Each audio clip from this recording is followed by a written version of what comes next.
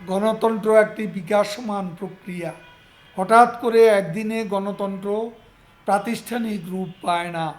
এটি পর্যায়ক্রমে বিকশিত হয় সকল অংশীজনের সহযোগিতা, নার্সিংয়ের ভিত্তিতে। গণতন্ত্র এক চাকার বাইসাইকেল নয়, একে এগিয়ে নিতে প্রয়োজন সকল পক্ষের সদিচ্ছা এবং গণতন্ত্রের বিকাশের জন্য শক্তিশালী বিরোধী দলও আবশ্যক। গঠনমূলক ও শক্তিশালী বিরোধী দল ছাড়া গণতন্ত্র শক্তিশালী হতে পারে না, প্রাতিষ্ঠানিক রূপ পেতে বেগ পেতে হয়। মত প্রকাশের স্বাধীনতা গণতন্ত্রের অন্যতম নিয়ামক। বিএনপি গণতন্ত্র নেই বলে তারস্বরে অভিযোগ করে প্রতিদিন, সরকারের সমালোচনা করে নিত্যদিন। গণতন্ত্র আছে বলেই তো আপনারা যা খুশি তাই বলতে পারছেন।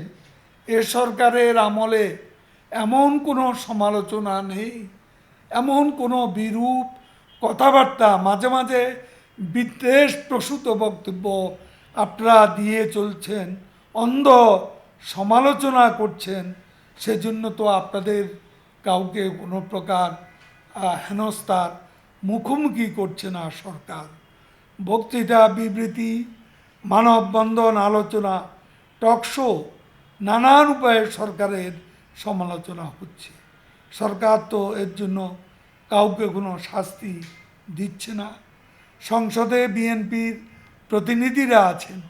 মির্জা ফখরুল সাহেব নিজেও প্রতিনিধি হতে পারতেন, তিনি নির্বাচিত হয়েও কোন রহস্যজনক কারণে সরে দাঁড়িয়ে আরেকজনকে আবার উপনির্বাচন করতে প্রার্থী দিলেন, সেখানেও তারা জিতলেন। তাহলে এখানে গণতন্ত্রের দোষ কোথা, সরকারের দোষ কোথা, নির্বাচন কমিশনের দোষ কোথা? আজকে যদি বিএনপির মহাসচিব সংসদে থাকতেন তাহলে বিরোধী দলের কণ্ঠস্বর আরও উঁচু হতো, বিরোধী দলের থেকে মেসেজ আরও জোরদার হতো।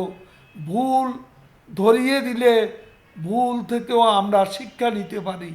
যদি গঠনমূলকভাবে কোনো সমালোচনা হয়, বিরোধী দল করে কোনো সংশোধনী প্রস্তাব আনে, সেটা গ্রহণ করতে সরকার এ পর্যন্ত কুণ্ঠিত হয়নি।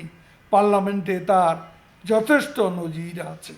আসলে বিএনপির সমস্যা হচ্ছে বহুদা বিভক্ত নেতৃত্বে, তাদের নেতৃত্বে বিভক্তি আছে, সমস্যা আছে। সব কিছুতে নেতিবাচক মনোভাব, ষড়যন্ত্রের পথ খোঁজা, জনঘনিষ্ঠ ইস্যুতে উদাসীনতা, নির্বাচন বিমুখতা। বিএনপি রাজনীতিতে এইসব কারণে নিজেদেরকে অপ্রাসঙ্গিক করে তুলছে। কর্মসূচি আমরা দেখতে পাচ্ছি, লোক দেখানো কর্মসূচি তারা দিচ্ছেন। সরকার সীমান্ত এলাকা স্থিতিশীলতা রক্ষা, উন্নয়নে অত্যন্ত আন্তরিক। শেখ হাসিনা সরকারের আন্তরিক প্রচেষ্টার কারণে দীর্ঘদিনের অমীমাংসিত সীমান্ত চুক্তি সম্পাদনের মাধ্যমে ছিটমহল বিনিময় শান্তিপূর্ণভাবে সম্পন্ন হয়েছে। পৃথিবীর ইতিহাসে ছিটমহল বিনিময়ে এমন শান্তিপূর্ণ অবস্থা কোথাও হয়নি, যা প্রধানমন্ত্রী শেখ হাসিনা এবং ভারতের প্রধানমন্ত্রী শ্রী নরেন্দ্র মোদীর প্রয়াসে সম্ভব হয়েছে। ইতিমধ্যে বাংলাদেশ নৌবাহিনীর মাধ্যমে সীমান্ত সড়ক নির্মাণের কাজ আমরা শুরু করেছি। পৃথিবীর বহু দেশে সীমান্ত সড়ক আছে, আমাদের ছিল না। সেটাও শেখ হাসিনা সরকার সীমান্ত সড়ক নির্মাণের কাজও শুরু করেছে। সীমান্ত এলাকার জনগণ জীবনমান উন্নয়নে তাদের জন্য নেওয়া হয়েছে নানান উদ্যোগ। সরকারের এই অর্জন, আন্তরিকতা সীমান্তে শান্তিপূর্ণ অবস্থা বজায় রাখতে অনুঘটক হিসেবে কাজ করছে। আমাদের মাননীয় পররাষ্ট্রমন্ত্রীও তার ভারতীয় কাউন্টার পার্টের সাথে আলোচনা এ বিষয়টি বারবার তুলে এনেছেন এবং এ ব্যাপারে আমরা আন্তরিকভাবে চেষ্টা করে যাচ্ছি সীমান্তে যাতে করে কোনো হত্যাকাণ্ড সংগঠিত না হয় সে ব্যাপারে সরকারের আন্তরিকতা এবং সদিচ্ছার কোনো অভাব নেই। দুই প্রধানমন্ত্রীও তাদের গত 17ই ডিসেম্বরের যে সামিট হয়েছে ভার্চুয়ালি, সেখানেও এই বিষয় এসছে এবং সমাধানের ব্যাপারে উদ্যোগ নেওয়া হয়েছে। শীর্ষ পর্যায়ের বৈঠকে সীমান্ত বৈঠক নিয়ে আলোচনা হয়েছে। আলোচনার মাধ্যমে যে কোনো সমস্যার শান্তিপূর্ণ সমাধানে দুদেশ অত্যন্ত আন্তরিক। আমরা 21 বছর দুদেশ বৈরী সম্পর্ক সৃষ্টি করে আমাদের কারো কোনো লাভ হয়নি, বরং ভারতের সাথে বৈরিতা সৃষ্টি করে আমাদেরই ক্ষতি হয়েছে বেশি। শেখ হাসিনা সরকার ক্ষমতা আসার পর থেকে আমরা আলাপ আলোচনার মাধ্যমে আমাদের দীর্ঘদিনের যে সমস্যাগুলো, তার মধ্যে অনেকগুলো সমস্যার সমাধান ইতিমধ্যে আমরা করেছি। সীমান্ত সমস্যা, আমাদের সমুদ্র সীমার বিষয়টি, ছিটমহল বিনিময় এবং অন্যান্য অনেক বিষয়ে আমাদের মধ্যে এখন পারস্পরিক লেনদেন এবং আমাদের সম্পর্কের বাইলেটারাল রিলেশনশিপ যথেষ্ট পজিটিভ অবস্থায় আছে, উন্নত হয়েছে। তিস্তার ব্যাপারেও আমরা গ্রিন সিগন্যাল পাচ্ছি। আশা করি তিস্তার পানি বন্টনেও যথাসময়ে এগ্রিমেন্ট হবে। আমাদের মাননীয় পররাষ্ট্রমন্ত্রী প্রয়াস চালাচ্ছেন। আশা করি এ সমস্যারও সমাধান হবে। বিএনপি সীমান্ত ইস্যু নিয়ে যতটা না আন্তরিক, তার চেয়ে বেশি এ বিষয়টা নিয়ে তারা রাজনীতি করতে চায়। তারা আজকে পানি বন্টনের বিষয় তাদের মুখে শোভা পায় না, কারণ বিএনপি চেয়ারপারসন যখন প্রধানমন্ত্রী থাকা অবস্থায় ভারত সফরে গেলে, ভারত সফর থেকে ফিরে এসে ঢাকা বিমানবন্দরে সাংবাদিকদেরকে বললেন, যখন তাকে প্রশ্ন করা হলো গঙ্গার পানি চুক্তি নিয়ে, আপনার সাথে কি আলোচনা হয়েছে, তিনি বলেছিলেন, ও গঙ্গার পানির বিষয়ে বলতে তো আমি ভুলে গেছি। তা আমরা ভুলে যাই না, আমরা ভুলে যাইনি। বাংলাদেশের স্বার্থকে ঊর্ধ্বে রেখেই আমরা প্রতিবেশীর সাথে সুসম্পর্ক বজায় রাখার আপ্রাণ চেষ্টা চালিয়ে যাচ্ছি। বিআরটিসিকে জনগণের আস্থার বাহনে রূপান্তর করতে হবে। বিআরটিসির বহরে গাড়ির সংখ্যা বেড়েছে, কিন্তু যে হারে আয় বাড়ার কথা সে হারে বাড়ছে না। বর্তমানে বহরে নতুন বাস ট্রাক সংযোজনের ফলে আয় আগের চেয়ে কিছুটা বেড়েছে। আমি চেয়ারম্যান সাহেবকে বলবো, পরিবহন ও ট্রিপ ব্যবস্থাপনা, টিকিটিং সহ রাজস্ব আয় যে সকল খাতে আসে, প্রতিটি ক্ষেত্রে ডিজিটাল প্রযুক্তির ব্যবহার করুন। প্রযুক্তির ব্যবহারে অনিয়ম কমে আসে। ট্রিপ ব্যবস্থাপনায় জিপিএস প্রযুক্তির ব্যবহার করা যেতে পারে, তাহলে কোন গাড়ি কোথায় আছে আপনি সহজে ট্রেস করতে পারবেন। আমি বিআরটিসি চেয়ারম্যান সাহেবকে বলবো, আপনি A2I প্রকল্পের সাথে কথা বলুন, অথবা নিজ উদ্যোগে বিআরটিসির জন্য একটি কমপ্লিট অপারেশন সফটওয়্যার তৈরির ব্যবস্থা করুন। দেখবেন সফটওয়্যার ভিত্তিক সেবা মনিটরিং চালু হলে অল্প সময়ের ব্যবধানে রাজস্ব বাকি অপচয় বন্ধ হয়ে বিআরটিসির আয় বেড়ে যাবে। আমাদের গতানুগতিক ধারা চলবে না। শেখ হাসিনার বাংলাদেশ সমৃদ্ধ বাংলাদেশের পথনশা ধরে এগিয়ে যাচ্ছে। আমাদের সেবা প্রতিষ্ঠানগুলোকে যেভাবে হোক এগিয়ে নিয়ে যেতে হবে। পরিবহন একটি সেবা। যাত্রীগণ কেন বিআরটিসিতে ভ্রমণ করবে?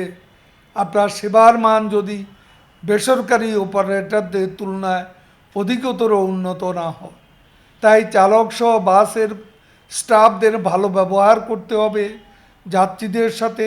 সে লক্ষ্যে তাদেরকে মাঝে মাঝে চেয়ারম্যান সাহেব আপনাকে কাউন্সিলিংয়ের ব্যবস্থা করতে হবে। স্বাস্থ্যবিধি মেনে চলতে হবে। আমি মাঝে মাঝে লক্ষ্য করি রাস্তায় চলতে গিয়ে কোনো বিআরটিসির কোনো কোনো গাড়িতে যত যাত্রী বসে আছে তত যাত্রী দাঁড়িয়ে আছে। এমন অবস্থা কিন্তু আমি মাঝে মাঝে লক্ষ্য করি, এবং এটা আমি আপনাকে চেয়ারম্যান সাহেবকে জানিয়েছি। 3টি বাস 3 দিন আমি নাম্বার সহ আপনাকে জানিয়েছি। আমি জানি না কী ব্যবস্থা নেওয়া হয়েছে। করোনাকালে নির্দেশনা ছিল যাত্রীদের দাঁড়িয়ে পরিবহন করা যাবে না, কিন্তু ঢাকা মহানগরীর সিটি সার্ভিস সহ অন্যান্য দূরপাল্লায়ও অনেক বেসরকারি বাস সার্ভিসে দাঁড়িয়ে যাত্রী পরিবহন করা হচ্ছে। আমি পরিবহন মালিকদের স্মরণ করিয়ে দিতে চাই, আপনারা যত সিট তত যাত্রী নীতি প্রতিপালনের প্রতিশ্রুতি দিয়েছিলেন, কিন্তু এখন অনেকে মানলেও অনেকেই মানছেন না।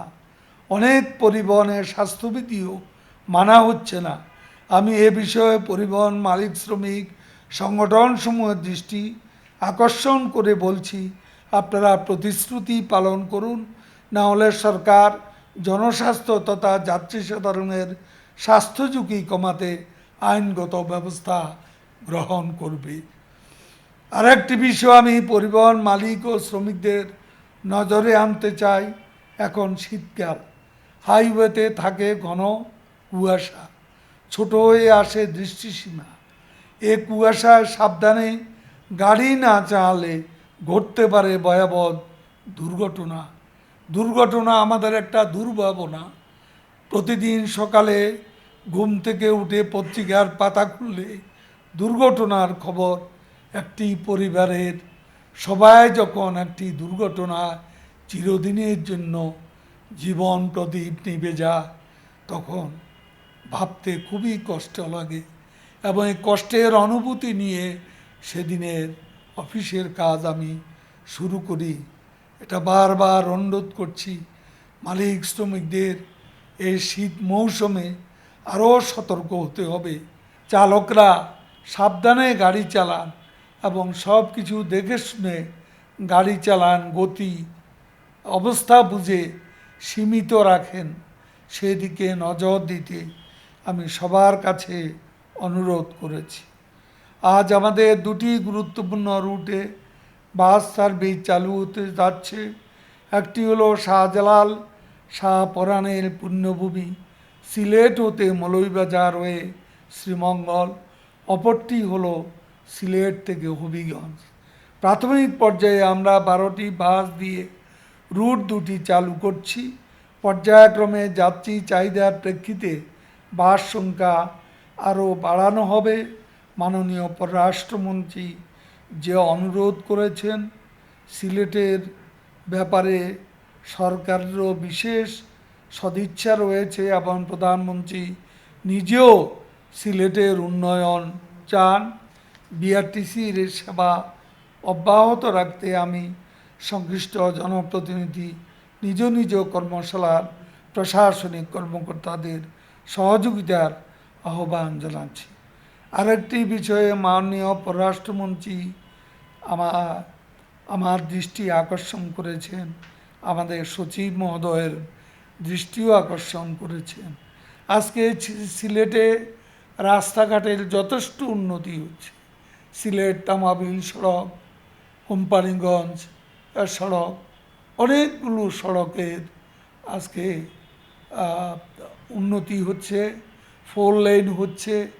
কিন্তু ঢাকা সিলেট দীর্ঘদিনের সিলেটবাসীর প্রাণের দাবি 4 লেনে রূপান্তরিত করার ব্যাপারে আমাদের চেষ্টার কোনো কমতি ছিল না। মাননীয় পররাষ্ট্রমন্ত্রী নিজেও এর সঙ্গে যুক্ত ছিলেন, তিনিও বারবার চেষ্টা করেছেন, উদ্যোগ নিয়েছেন। অবশেষে মাননীয় প্রধানমন্ত্রীর অনুরোধে এশিয়ান ডেভেলপমেন্ট ব্যাংক রাজি হয়েছে। তারা আজকে এখানে ফান্ডিং করবে।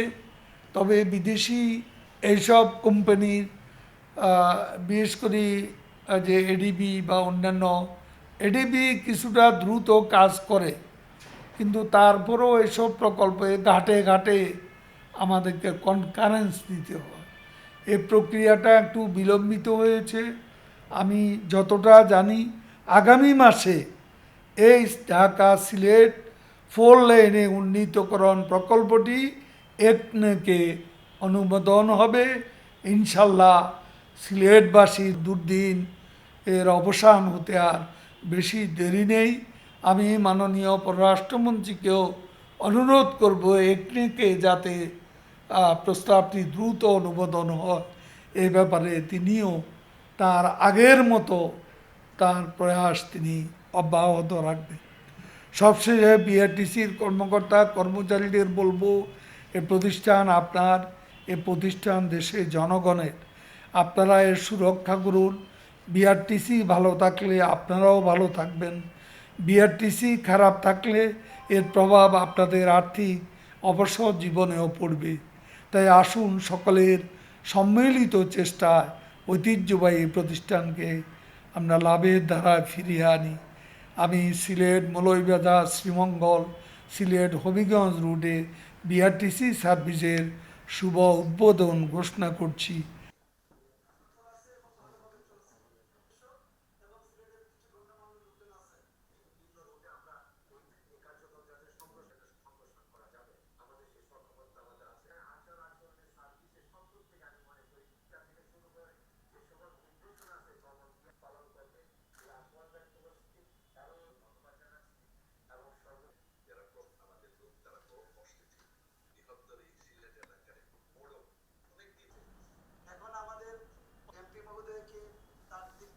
বাংলাদেশ সড়ক পরিবহন